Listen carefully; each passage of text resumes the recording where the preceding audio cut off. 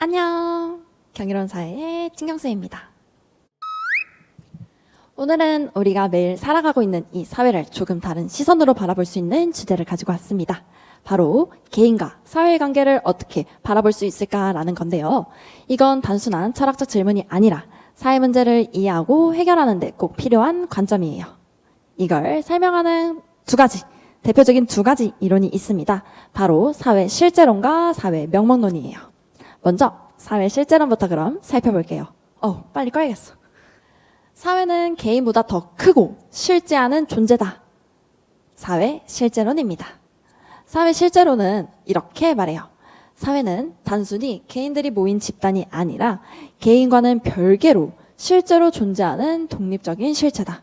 즉, 사회는 개인의 행동을 넘어서서 스스로 영향을 주는 고유한 힘이 있다는 거죠. 이걸 주장한 대표적인 학자가 바로 디르켐입니다. 디르켐은 사회적 사실이라는 개념을 통해 사회가 개인의 외부에 존재하면서 개인을 강제하고 구속하는 힘을 갖고 있다고 봤어요. 예를 들어 볼까요? 우리가 언어를 사용할 때 문법을 마음대로 바꿔서 말할 수 없잖아요. 나는 밥 먹었다 대신에 나는 먹었다 라고 말한다면 이상하게 들리죠. 바로 이런 언어의 규칙이 사회적 사실입니다. 우리 의식과는 상관없이 존재하고 우리가 따라야만 하는 그런 것이죠. 또 복장 규제, 종교 의례, 교육 제도처럼 우리가 선택하지 않았지만 그 사회에 살고 있기 때문에 따라야 하는 여러 규범들, 이런 것들이 전부 사회적 사실에 해당합니다. 그래서 사회 실제로는 개인의 특성보다는 사회 구조와 제도를 중심으로 사회 문제를 설명하려고 해요. 예를 들어 청소년 비행이 발생했을 때 그 학생의 가정, 지역사회, 또래 집단과 같은 구조적 요인에 주목합니다. 마르크스도 이와 비슷한 입장을 보였는데요. 그는 인간은 단지 자기 의지로 행동하는 것이 아니라 생산관계, 즉 경제구조의 영향을 받는다고 말했어요. 예를 들어 자본가들이 이윤을 늘리려고 대형 공장을 세웠는데 그 결과 노동자들이 단결한 노동조합이 탄생하고 이것이 자본주의 체제 자체를 흔들게 될 수도 있다는 거예요.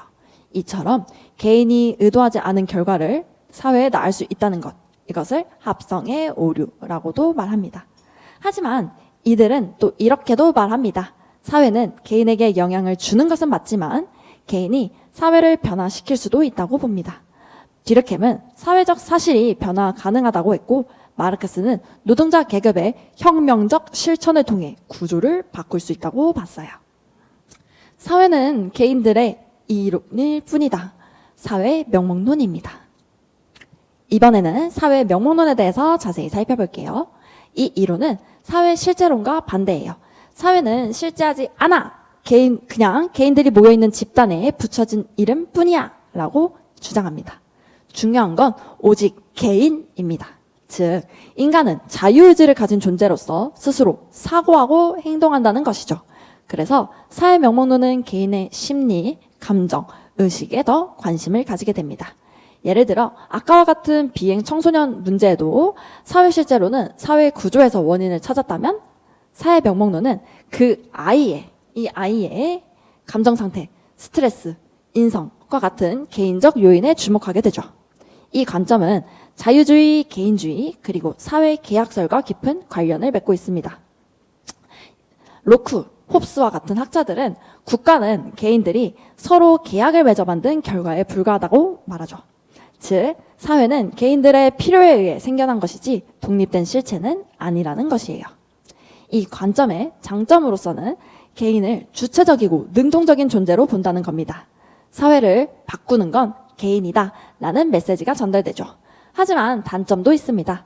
사회 구조나 제도가 개인에게 미치는 영향을 너무 간과한다면 극단적인 개인주의에 빠질 수도 있겠죠. 현실에서는 이 두 가지 관점이 각자 맞는 부분이 있을 겁니다. 예를 들어 아까 청소년 비행 문제에서 어떤 학생은 가정폭력이나 경제적 어려움과 같은 사회 구조적 문제 때문에 일탈을 하게 되고 또 어떤 학생은 자존감, 충동조절과 같은 개인적 문제 때문에 비행을 저지르게 되죠. 그래서 요즘 사회학에서는 두 가지 관점을 조화롭게 상호 보완적으로 적용하려는 시도가 많아요. 사회는 구조도 있고 개인도 있거든요. 이 둘은 서로 영향을 주고받는 관계니까요. 톱니바퀴처럼. 이걸 잘 설명해주는 사람이 바로 기든스입니다. 그는 기존처럼 개인이나 사회를 따지는 걸 넘어서 구조화 이론이라는 새로운 접근을 제시했어요. 기든스에 따르면 사회구조는 인간 행위의 결과이자 그 행위를 가능하게 하면서 동시에 제약하는 조건이에요. 어렵나요? 다시, 구조와 행위는 동시에 서로를 만들어낸다는 거죠. 예를 들어 언어를 보죠. 언어에는 일정한 문법 구조가 있어야 의미가 전달된다라고 실제로는 얘기했었는데요. 그런데 그 문법은 누가 만들었을까요? 사람들의 반복적인 언어 사용 습관, 즉 행위에 누적된 결과예요. 그리고 또 문법이 있어야 사람들이 말할 수 있게 되는 조건이 되기도 하죠. 이처럼 구조와 행위는 동전의 양면처럼 서로 딱 붙어 연결되어 있다는 겁니다.